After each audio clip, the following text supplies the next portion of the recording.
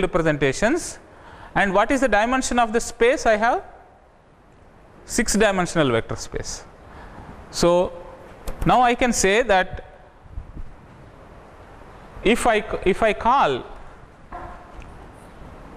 L1, L2 and L3 are dimensions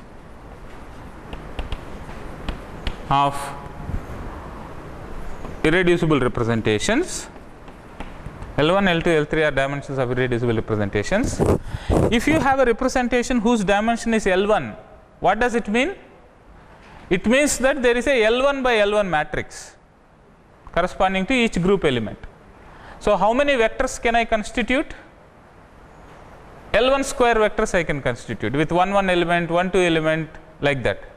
So for each of the irreducible representations I can have L1 square vectors for this, L2 square vectors for this, L3 square vector for this. Orthogonality theorem tells me that they are all orthogonal to each other. Now if they are all orthogonal to each other, they will be linearly independent and they become a basis for the maximum number of orthogonal vectors you can construct in a 6-dimensional space is 6 only. You cannot construct more than that. So you can get a result from here that L1 square plus L2 square plus L3 square should be equal to 6, the order of the group. Now you can, you have to solve this equation within the integer space. L1, L2, L3 are integers, positive integers. So what positive integers will satisfy this relation? Most of the times, I think almost all the times, you will have a unique solution within the integer space. So it turns out that you have 1 square plus 1 square plus 2 square. That means I have 2 1-dimensional irreducible representations and 1 2-dimensional irreducible representation. Okay. So this information we will get from the application of the orthogonality theorem. So we have D1, dimension of D1 is equal to 1, dimension of D2 is equal to 1, and dimension of D3 is equal to 2. These are the 3 irreducible representations for this group. Now we can write what is called a character table.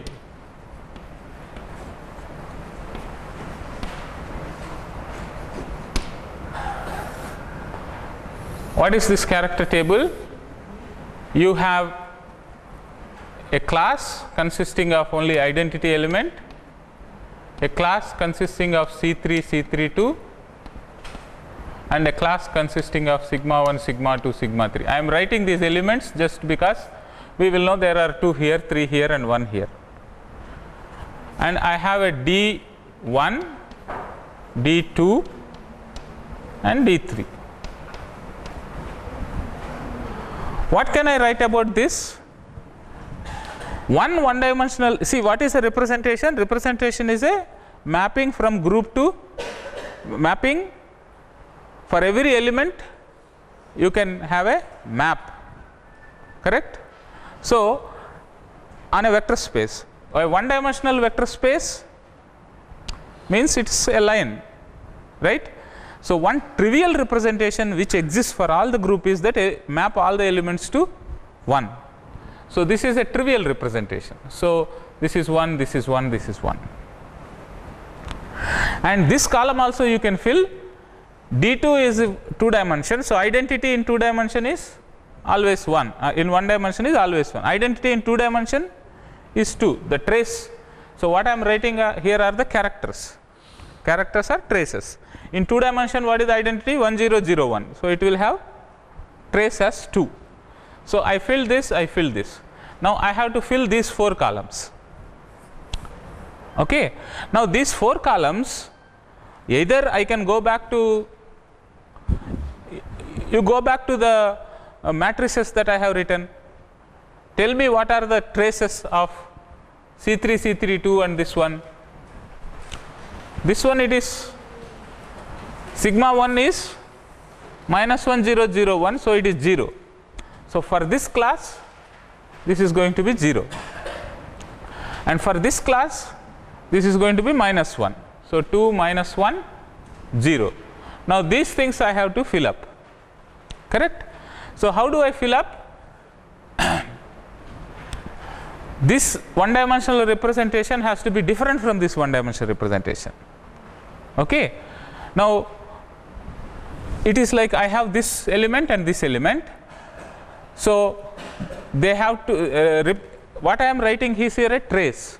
Okay, so it has to be 1 or minus 1 in this case. So if I write 1 here, if I write minus 1 here, then it will be satisfied. Like reflection is always picking up a minus sign, because sigma 1 square is identity, minus 1 square is 1. So I will write 1 here and minus 1 here. This is an argument which I am presenting, but you can write it in a very simple way. So let us say that I don't know these things. So I will call this as A, I will call this as B, I will call this as C, I will call this as D. So I have 4 unknowns here. I can determine them without bothering about molecule and its structure, etc. Just by using what is called the character orthogonality relation. So how do I do that? What character orthogonality tells me? That n alpha into chi alpha of class C into chi beta of class C sum over class C has to be equal to delta alpha beta. This is what it tells me. That means if I take these 2 rows, this is for one alpha, this is for another alpha, correct? Alpha and beta. If I take these 2 rows and multiply them, they should be orthogonal, correct?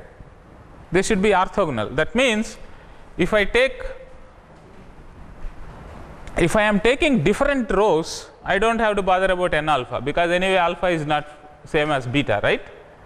So it will be 0. So these 2 rows have to be orthogonal. So that means if I take first row and second row, that is chi 1 comma chi 2, if I take, what will that give me? 1 plus A plus B should be equal to 0. This implies A plus B should be equal to 1 plus A plus B is equal to 0. So A plus B is equal to, is that true?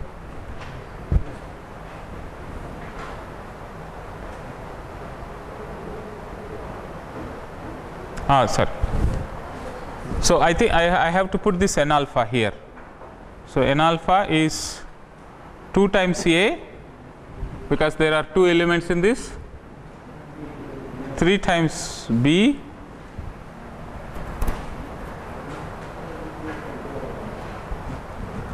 so 2A plus 3B is equal to minus 1.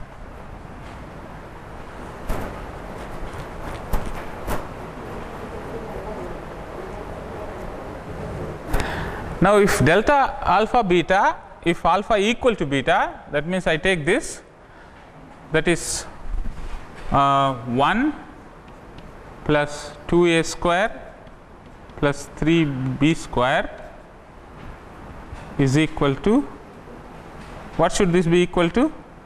1. That means 2A square plus 3B square is equal to 0. Okay, let me just demonstrate this a little later. So definitely from that we know that this is minus 1 0, and now I want this to be orthogonal. So I must put a minus 1 here and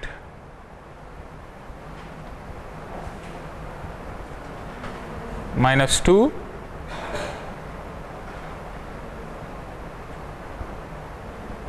Okay, 1 here, 2 plus 1 and minus 1 here. So this is orthogonal to this with this weight 1 into 1 into 1, 2 into 1 into 1, 3 into 1 into minus 1, minus 3, 2 plus 1, 3. What about this? 1 into 2, 2 into minus 2, this is anyway 0, and this 1 into 2, 2 into minus 2 is 0. So, if I write like this, so with this with this weighted inner product, they are orthogonal to each other.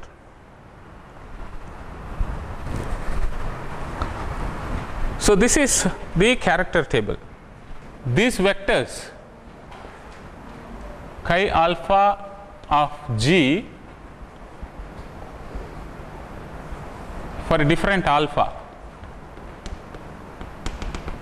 whatever is the number of irreducible representations that we have, okay, for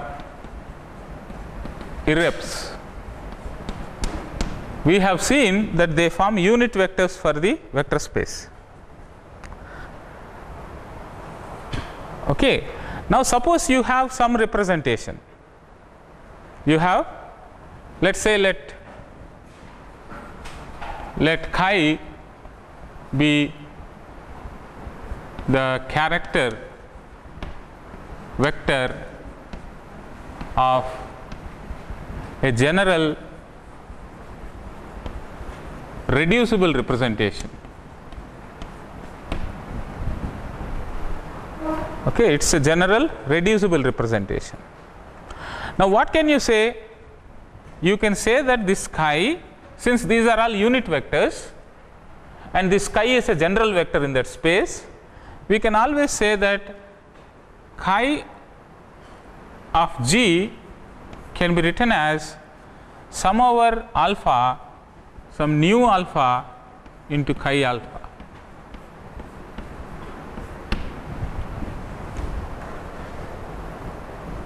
Okay, so I do not have to write this G, since I am writing this as a vector.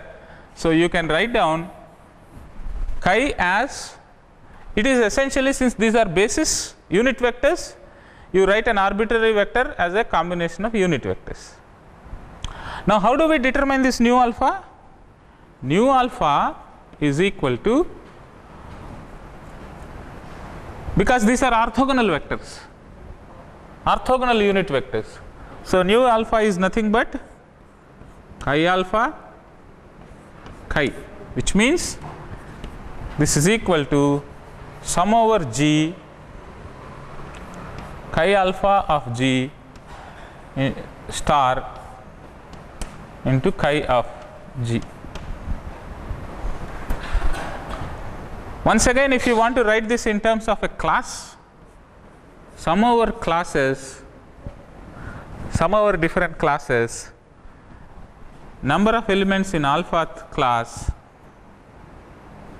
into chi alpha of G, sorry, this is the class star into chi of that class.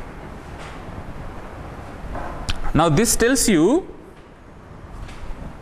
this nu alpha is going to tell you in the decomposition of a regular representation, this chi alpha or the d alpha will occur nu alpha times. Okay. So, what is the meaning of reducing a reducible representation?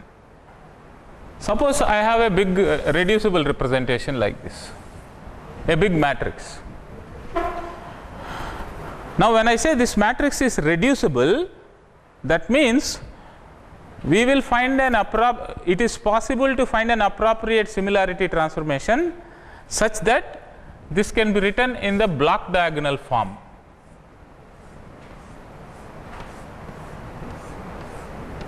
When you write this in the block diagonal form, what happens? There will be an invariant subspace corresponding to this, there will be an invariant subspace corresponding to this, there will be an invariant subspace. So, as many number of blocks are there, so many invariant subspaces one can find. Now, when you are doing like this, for example, in C3V case I have one dimension, 2 dimension. So, this block will be 1 by 1 matrix, 1 by 1 matrix, 2 by 2 matrix. But depending on the dimension of your representation, it may be 1 by 1 matrix of D1 type may come 2 times, 3 times, 2 by 2 matrix may come 2 times, 3 times, like that. So, how many times a given irreducible representation will appear in the block diagonal form of a regular a reducible representation? That is the question that we are asking. So, that number is determined by that nu alpha. Nu alpha, this nu alpha that you have written. So, if you take the character of this as chi,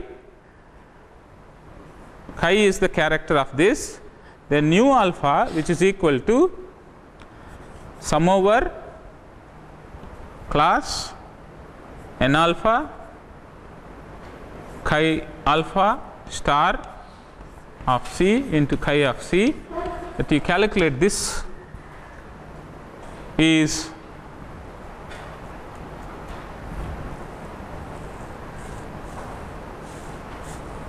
so that 1 by G is also there, because when I write down that matrix vector, that inner product is like this. So, 1 over G into this quantity is number of times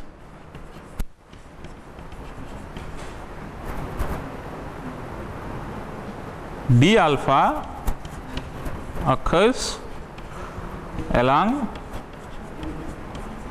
block diagonal form.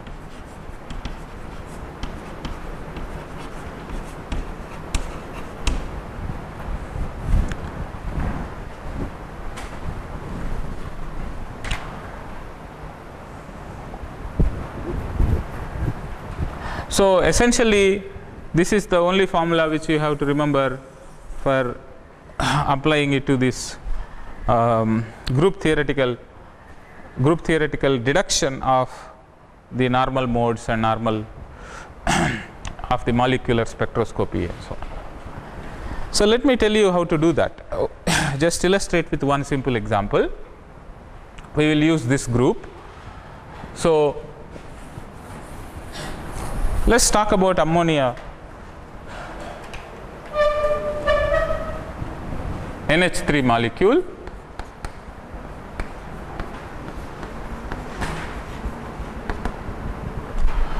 Now, NH3 molecule, how many degrees of freedom are there?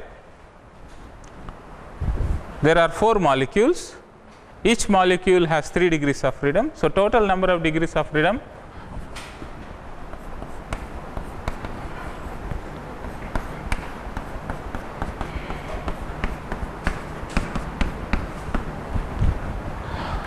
okay. Now, what are these 12 degrees of freedom?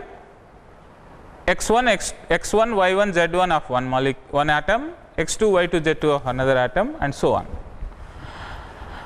Now, you do something on this molecule, any movement will make a change in this coordinates, right? So, how all the coordinates will be changed can be represented by a 12 by 12 matrix. These are complete degrees of freedom, all degrees of freedom. Totally there are only 12 degrees of freedom, right? I am not at this moment saying which are translations, which are, this is complete description of the molecule. Even if it rotates, x, y, z will change, even if it translates, it will change, and so on. Actual number may be less than that, but we will be interested in only some subset of these degrees of freedom. Yeah.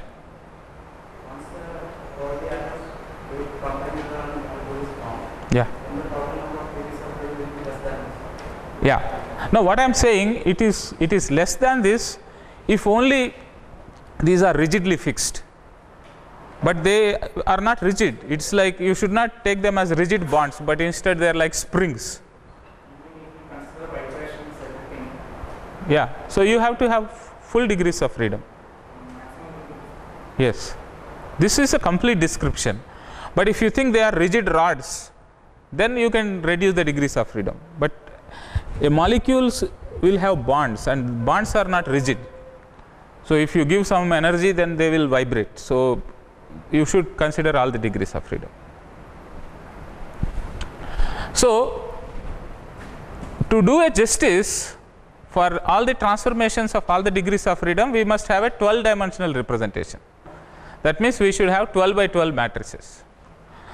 Now, if you write how to write a 12 by 12 matrix for each of the group element, okay, it's usually not possible, and it's tough. But we should ask a question: how do I get? See, what all I want to reduce this? I want what is the character corresponding to this 12-dimensional representation. Okay, so I want just a character here. So let me call this as chi of D3, chi of D2, and chi of D1. So I want chi of this 12-dimensional representation here. If I get that, that is fine. Okay. Now how do I get it?